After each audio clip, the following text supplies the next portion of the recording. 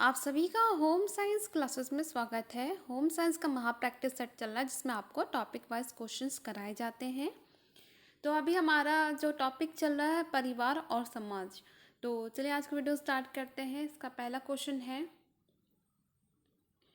पारिवारिक जीवन चक्र के निम्नलिखित चरणों को उनकी उपस्थिति के अनुसार सुनिश्चित करें। तो पारिवारिक जीवन चक्र के अनुसार पूछा है उनके चरणों को। तो इसमें जो सबसे पहला आएगा वो है बच्चों का व्यावसायिक समायोजन करना। ठीक है। दूसरा है गर्भधारण की अवस्था और बच्चों की स्कूल पूर्व अवधि। तीसरा इसके अंतर्गत आएगा उच्च विद्यालय और कॉलेज, ये तीसरा चरण होता है। चौथा इसका है प्रतिष्ठान की अवधि और प्राथमिक विद्यालय। ये सारे बच्चों मतलब पूरा परिवार का आपका जीवन चक्र बताया गया है इसमें। ठीक है। और इसके बाद है इसमें चौथा हो गया। पांचवा है सेवानिवृत्ति। छठा वित्तीय वसूली। ये सभी पूरे परिवार के लिए इनका जीवन चक्र होता है। फिर आता है यदि किसी परिवार में बच्चे की शिक्षा पर हुए आकस्मिक खर्च के कारण आर्थिक संकट आ गया हो तो वह परिवार अपने समाधान के लिए निम्नलिखित में से क्या कदम उठाएगा। तो परिवार में अगर कोई बच्चा उसके शिक्षा के मतलब ज़्यादा शिक्षा में खर्च हो गया है तो उसमें संकट आता है, आर्थिक संकट, तो वो क्या क्या कदम उठाता है। ठीक है। तो देखें, तो उस पर सबसे पहले वो क्या करता है, तो अतिरिक्त अंशकालीन आय, ये पहला होता है। दूसरा क्या आएगा, फिर वो बजट बनाएगा कि कितना खर्चा हो रहा है, कितना है उसके पास। फिर आता है घरेलू सामान उत्पादित करना। ये तीन चरण वो करता है आर्थिक संकट के समय। फिर आता वह परिवार जो अपने पर्यावरण के साथ नियंत्रण परस्पर संबंधित रहती है, डैश कहलाती है, वो कहलाती खुली प्रणाली। पीजीटी 2019 के पेपर में आया था। डैश वालों को पहला ढालने वाला जिसे मोल्डर भी कहते हैं, क्या है, परिवार। परिवार में ही बच्चा सीखता है पहले, फिर जाता है स्कूल में। आता है नेक्स्ट क्वेश्चन, परिवार के आर्थिक निर्णय निम्नलिखित में से किससे संबंधित है। तो ये होता है विविध लक्ष्य से और होता है दुर्लभ संसाधन से। परिवार की शैक्षिक और धार्मिक गतिविधियां निम्नलिखित में से किसके हिस्से हैं। तो ये निकटवर्ती माहौल के हिस्से होते हैं। कथन अभिकथन यहाँ पे दिया गया है। ठीक है।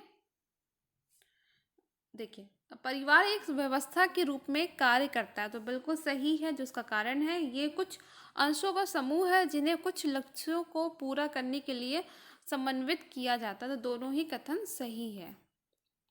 नेक्स्ट है लगाव के चरणों को क्रम में व्यवस्थित करें। तो लगाव के चरण कौन कौन से हैं। लगाव का पूर्व चरण होता है, फिर होता है लगाव का स्तर बन रहा है। ठीक है, ये दूसरा चरण होता है। तीसरा चरण इसका क्या है, स्पष्ट तौर पर लगाव का चरण होता है, तीसरा हो गया। चौथा क्या है, पारस्परिक संबंध बनाना शुरू करना, तो ये चौथा हो गया।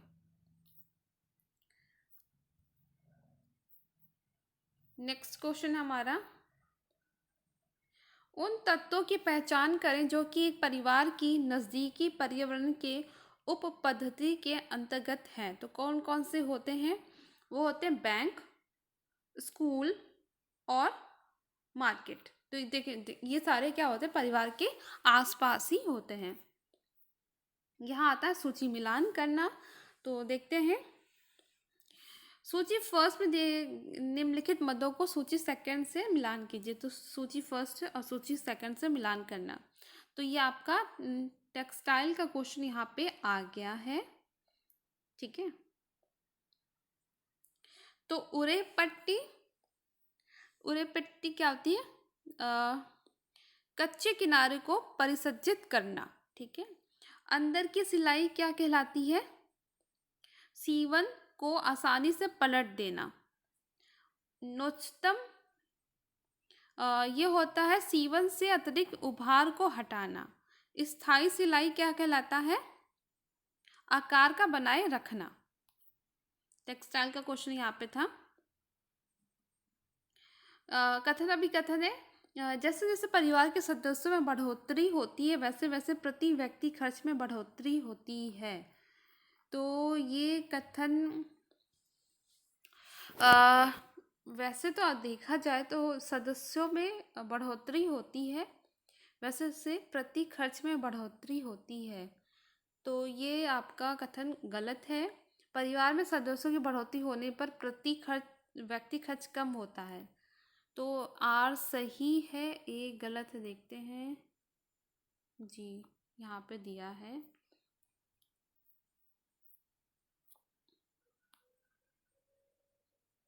कथन अभिकथन फिर से यहाँ पे देख सकते हैं।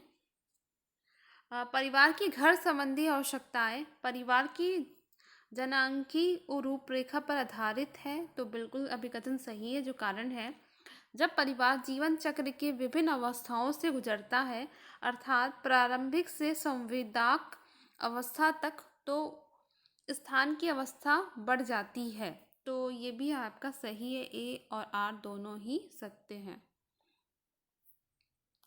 परिवार में माता पिता की भूमिका में परिवर्तन आता है। तो परिवार में जो माता पिता हैं उनकी भूमिका में कैसे परिवर्तन आता है, तो देखिए गर्भावस्था अवस्था में, ठीक है, जब वो गर्भावस्था में होती है तो परिवर्तन बहुत सारे बॉडी में चेंजेस आता है, लाइफ में आता है, ठीक है। फिर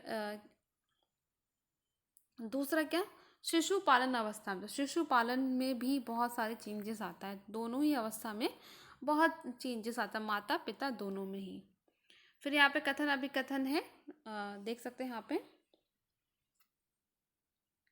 परिवार के जीवन चक्र के महत्व को समझना और मान्यता देना इस बात में निहित है कि परिवार अपने सदस्यों को आगे देखने और भावी आवश्यकताओं और ज़रूरतों का पूर्वाभास करने के लिए किस प्रकार के अवसर प्रदान करता है।